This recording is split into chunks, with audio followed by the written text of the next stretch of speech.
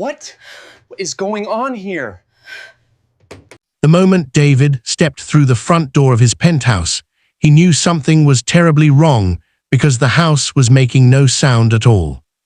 Not even the usual hum of the air conditioning, not the faint buzz of the smart home system, not even the quiet tick of the grandfather clock in the main hall that had been running for 12 years without stopping.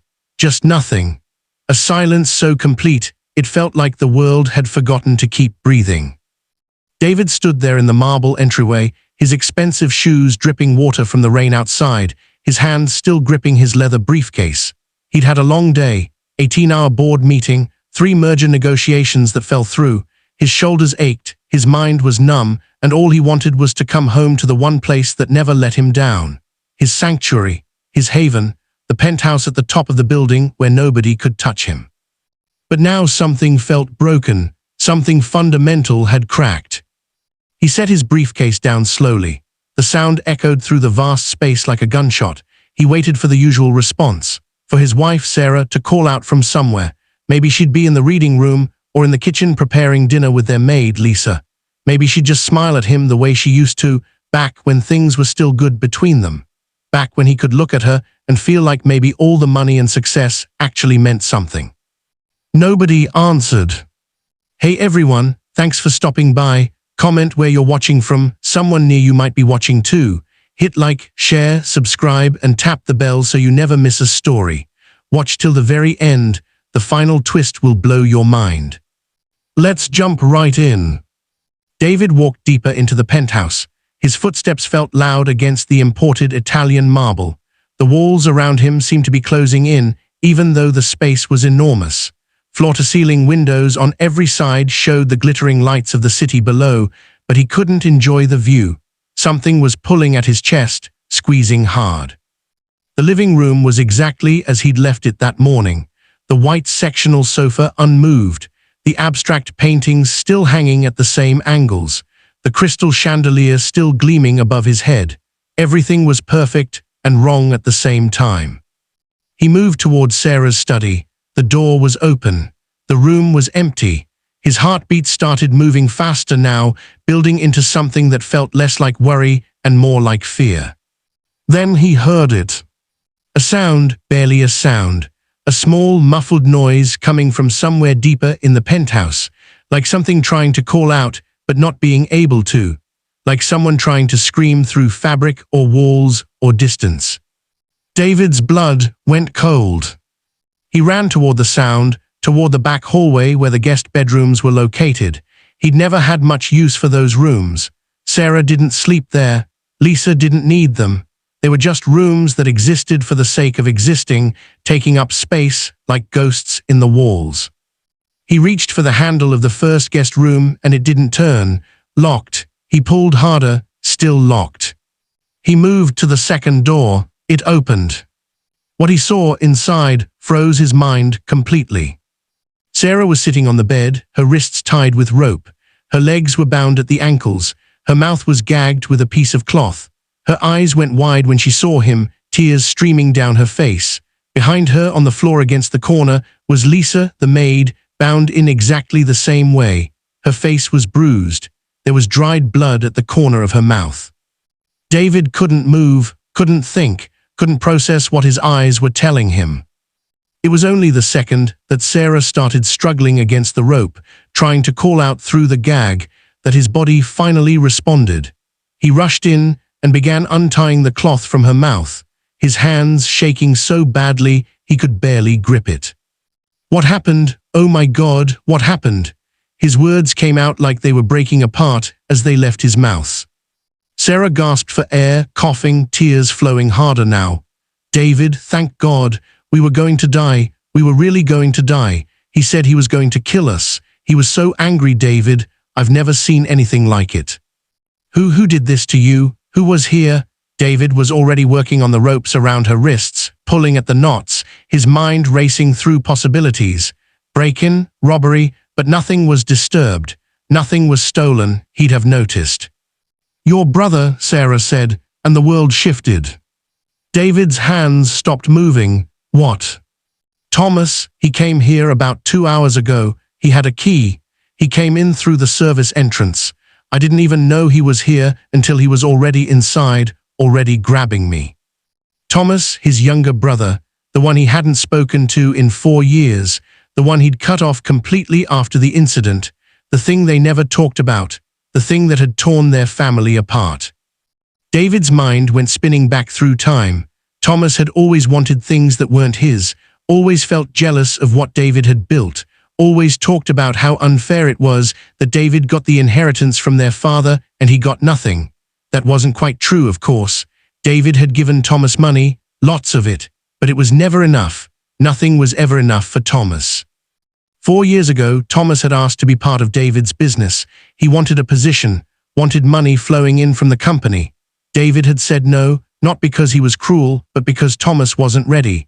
Thomas had never worked a day in his life. He'd never struggled. He'd never understood that success wasn't something handed to you.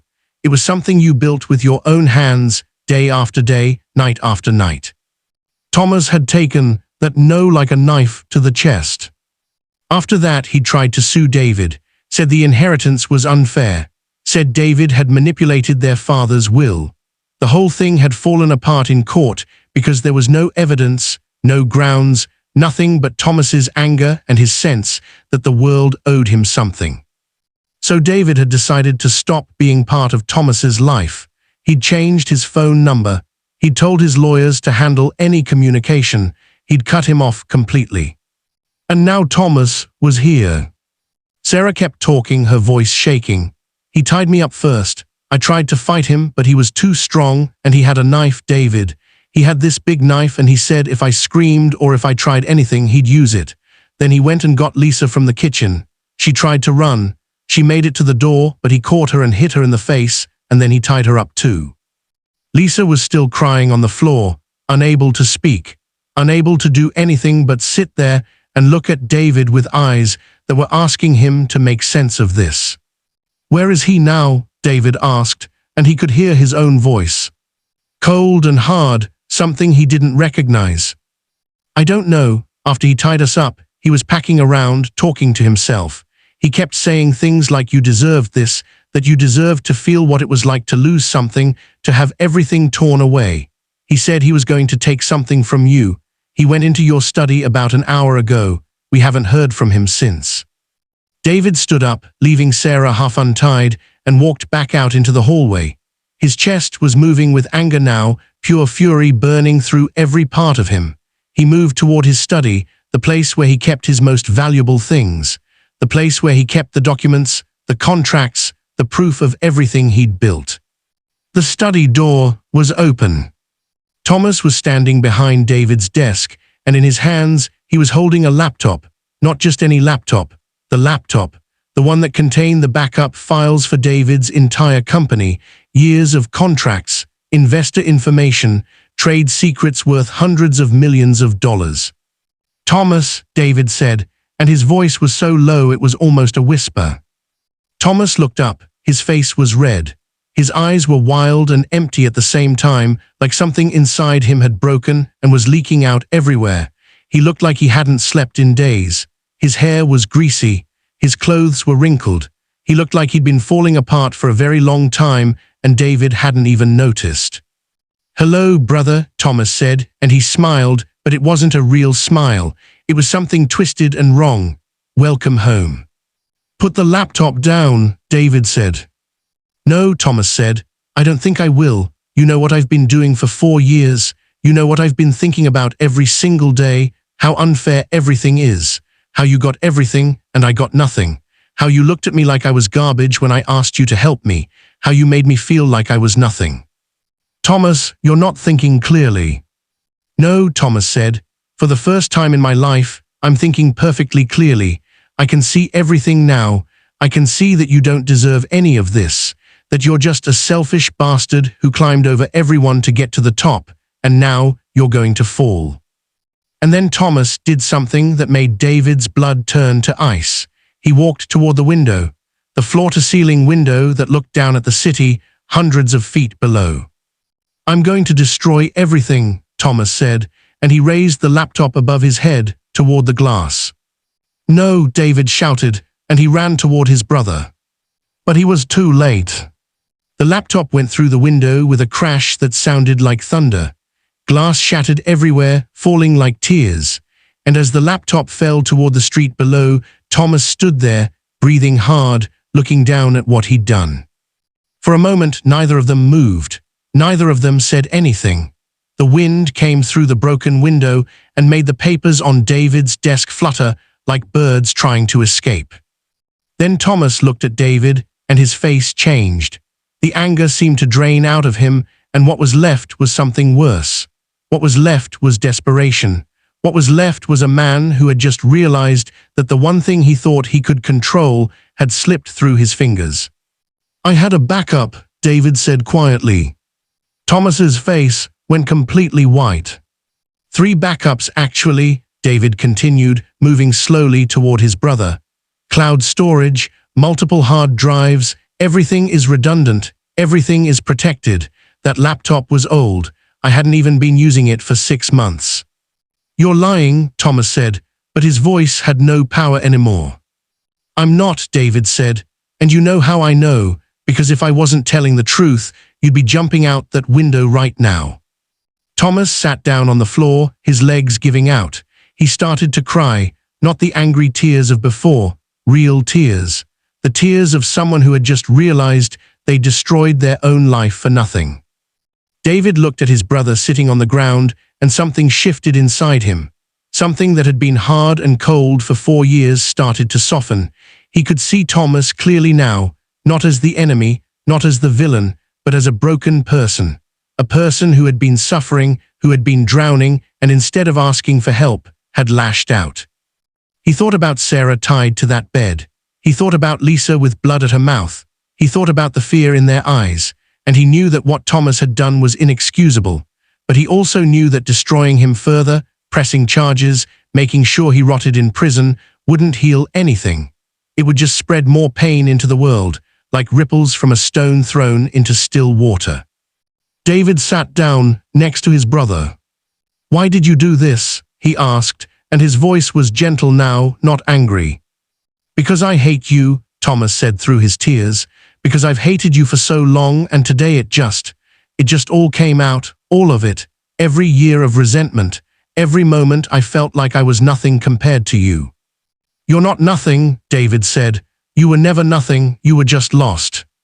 "I was jealous," Thomas said. "I still am. I see everything you have, and I feel like my chest is going to explode." "I know," David said. And then something incredible happened. Thomas looked at his brother, really looked at him, and David could see the moment when Thomas started to see him as a human being instead of an enemy.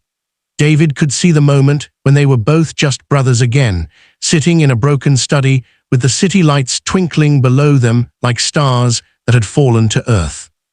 The police came about 30 minutes later. They arrested Thomas, and Sarah insisted on pressing charges, which was her right. Lisa did as well. David didn't stop them, even though he wanted to, even though part of him understood his brother in a way that scared him. But what happened next surprised everyone.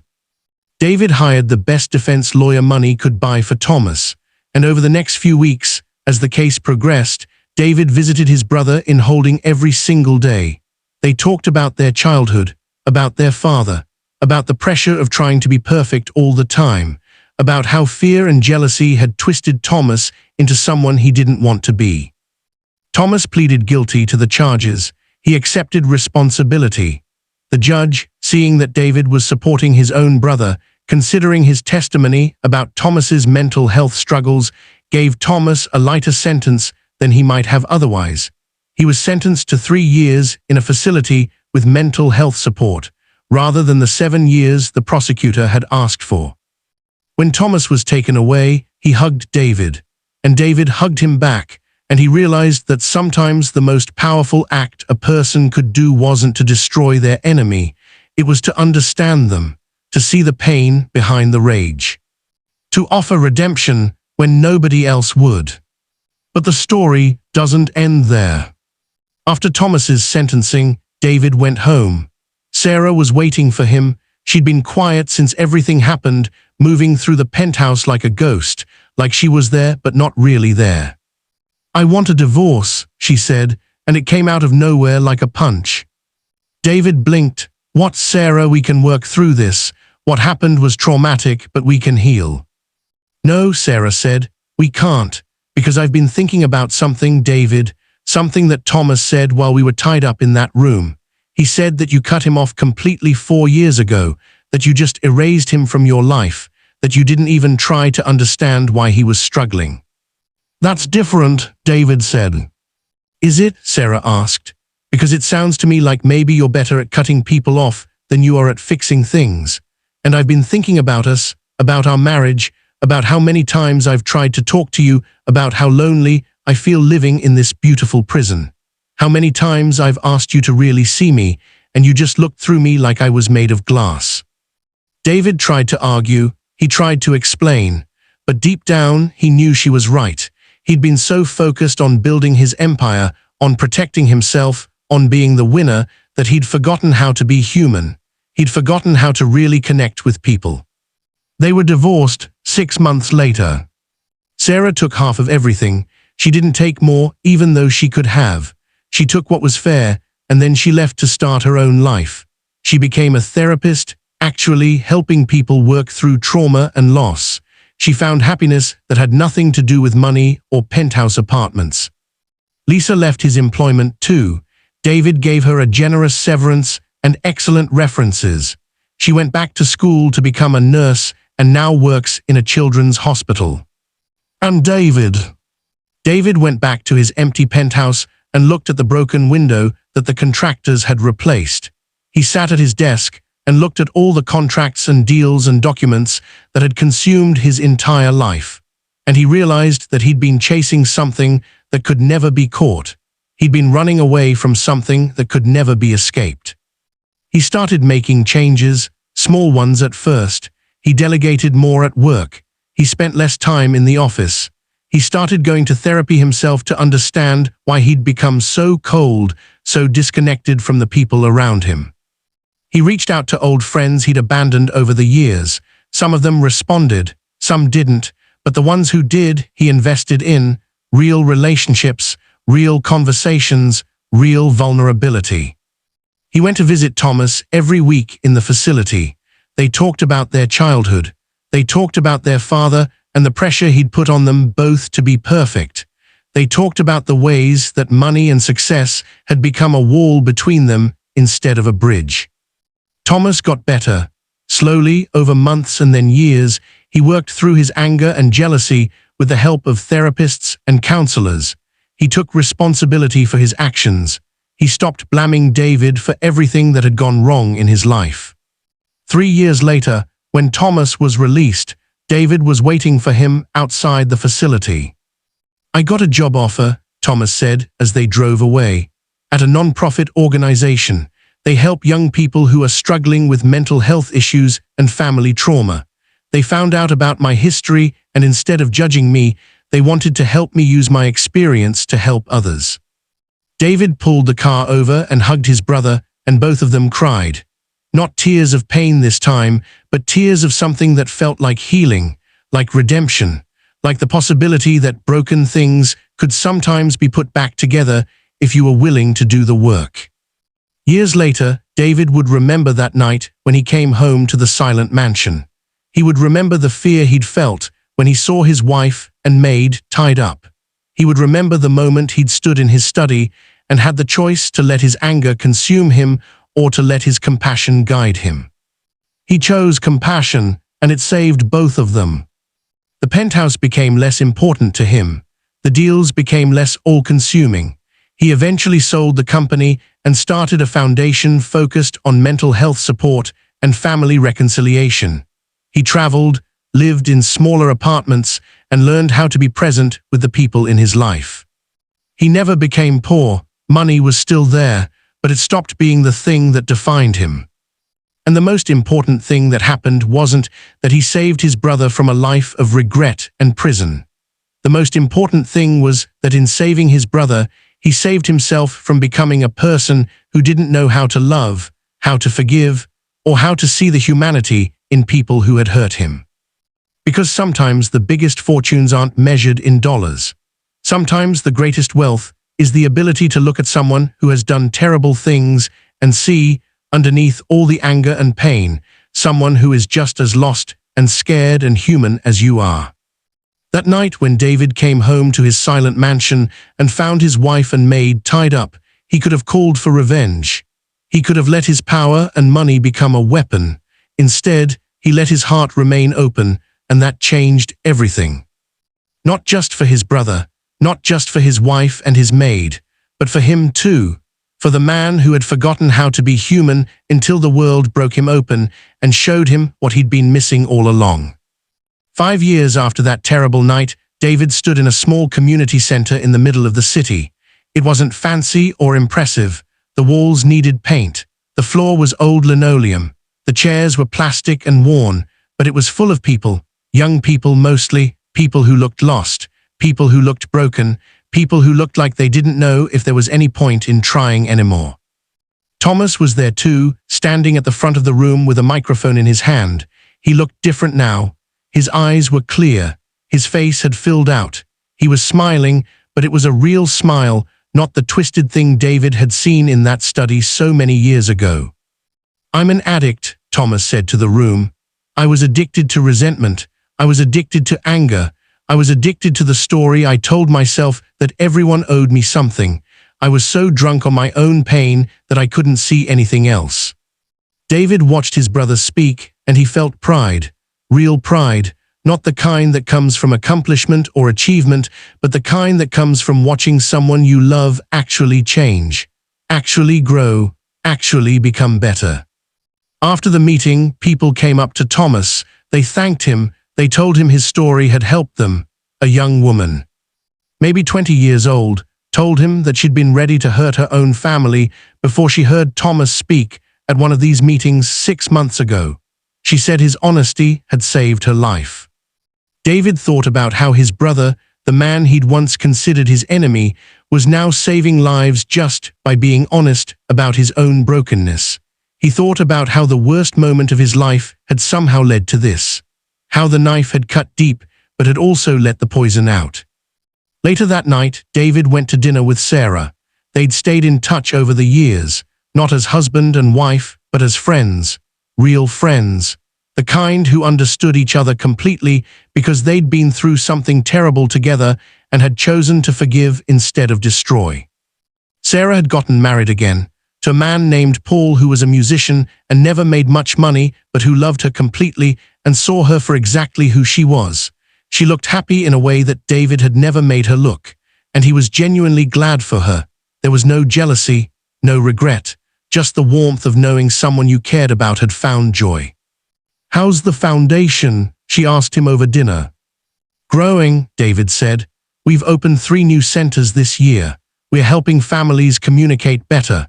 We're giving people tools to understand their own anger and jealousy before it destroys them." "Like what happened with you and Thomas," Sarah said. "Exactly like that," David said. "Except we're trying to help people avoid the breaking point. We're trying to catch them before they do something terrible." Sarah reached across the table and squeezed his hand. "You know what the most interesting thing about all of this is?" she asked. "What?" David said. "You lost everything," she said. "The company, the marriage, the old version of yourself, and somehow you gained so much more. You actually became rich." David laughed because it was true. He wasn't as rich in money anymore, but he was rich in ways that actually mattered. He had a brother who loved him. He had friendships that were real and deep. He had work that actually meant something. He had a life that felt like a life instead of a race. But there was one more thing that happened that David hadn't told many people about. 3 years after everything went down, he received a letter from a lawyer. It was from his father's estate. His father had died 15 years ago, but apparently there was a final letter, a personal letter, that the lawyer had been instructed to deliver to David only after certain conditions were met. The conditions, it turned out, were about David's character. The lawyer had been instructed to observe David's actions over the years and to deliver the letter only when David had shown enough growth and compassion to be ready for what it contained. When David opened the letter, his hands shook. It was from his father, written just before he died. The letter explained that their father had been afraid that both his sons would become so obsessed with money and competition that they would forget how to be human. He wrote about how he'd seen it happen to his own father and to his father's father before that. How the men in their family had a tendency to turn success into a wall instead of a bridge. In the letter he'd written about Thomas, he explained that he'd deliberately chosen to give most of the inheritance to David, not because Thomas was worth less, but because he wanted to test something. He wanted to see if David would understand that real wealth meant having the power to lift others up, not just to climb higher yourself. The letter ended with these words. If you're reading this letter, it means you've learned the lesson I couldn't teach you in life. It means you've understood that the greatest fortune isn't what you build for yourself, but what you build with other people. I'm proud of you, son. I wish I could tell you that in person. David cried when he read that letter. He cried for his father, who had cared so deeply about their family's future that he'd orchestrated this entire test. He cried for his younger self, who had been so blind and so lost. He cried for his brother, who had suffered so that David could finally wake up. But mostly he cried because he understood that his father had been right all along. Real power, real wealth, real success was never about how much you could accumulate. It was about how much you could contribute. It was about lifting others up. It was about seeing people clearly and choosing to love them anyway, even when they hurt you. Years continued to pass. David became well known for his foundation work. He was asked to speak at universities and conferences. He wrote a book about his journey from billionaire to human being, and it became a bestseller. But he never forgot that night in the silent mansion. He carried it with him always as a reminder of how close he'd come to losing everything that actually mattered. Thomas eventually completed his sentence and went on to run the foundation's mental health programs. He helped hundreds, then thousands of people understand their own anger and pain. He got married to a woman named Sophie who worked as a counselor. They had 2 children. When David held Thomas's daughter for the first time, he realized he was crying again, but this time it was tears of pure joy. On the 10th anniversary of that night, David hosted a small gathering at a restaurant. He invited everyone who had been part of the story. Sarah came with Paul. Lisa, the maid, came with her own family. She'd become a nurse as planned and was working at a hospital specializing in trauma care. Thomas came with Sophie and their children, and they all sat together and talked about that terrible night that had broken everything open. You know what I realized, Lisa said during dinner. That night was the worst thing that ever happened to me, but it also changed my entire life. If that night hadn't happened, I wouldn't have gone back to school. I wouldn't be a nurse. I wouldn't be helping people every single day. So in a weird way, I'm grateful. I know what you mean, Sarah said. I would never have left if things hadn't broken so completely, and now I'm happier than I ever was before. Thomas nodded. I was so lost, he said. If I hadn't hit my breaking point, if I hadn't done what I did, I would still be drowning in resentment. David could have destroyed me. He could have made sure I spent my life in prison. Instead, he saw me when I couldn't even see myself. Everyone looked at David, and he felt his face grow warm. I didn't do it to be noble, David said honestly. I did it because looking at my brother in that room, I saw myself. I saw all the ways I could have been him if things had gone differently. I saw how close I was to becoming a person who couldn't love anymore, and I realized that the only way to save myself was to save him. That night, after everyone had gone home, David went back to his apartment.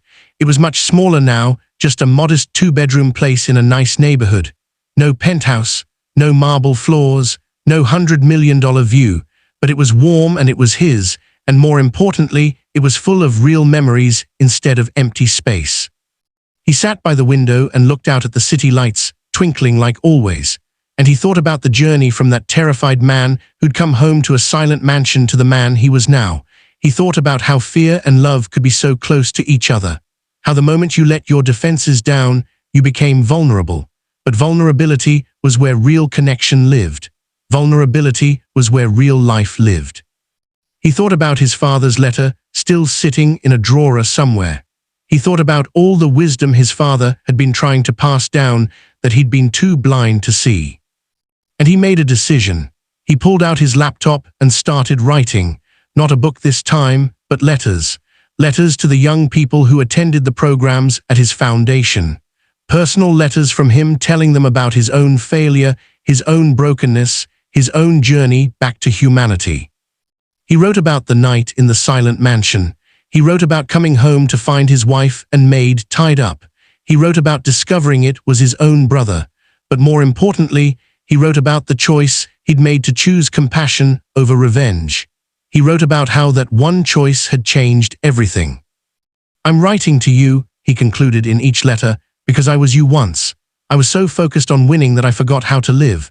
I was so afraid of losing what I'd built that I forgot to protect what was most precious. I want you to know that it's not too late to change. It's never too late. No matter how far you've gone down the wrong path, you can always turn around. You can always choose compassion. You can always choose to see people clearly and love them anyway."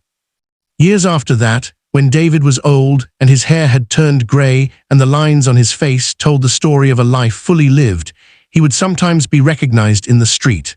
Someone would come up to him and say, "You're David, aren't you? I read your book," or "I got one of your letters and it changed my life." And every single time, he would smile and he would ask them to tell him their story, because he'd learned that everyone had a story. Everyone had a moment where they could have chosen darkness and instead chose light. Everyone was walking around carrying their own wounds and their own possibilities for redemption. The silent mansion was long gone. The penthouse had been sold years ago to someone else who probably stared out those windows thinking that having the highest view meant having the best life. David didn't judge them for that. He'd been there too. He understood that longing for something that could never fill the actual empty places inside. But he was glad to be where he was now, glad to have learned the most expensive lesson of his life, glad that his brother had been broken enough to break him open, glad that his wife had had the courage to leave, glad that everything he'd built had fallen apart so he could build something real instead.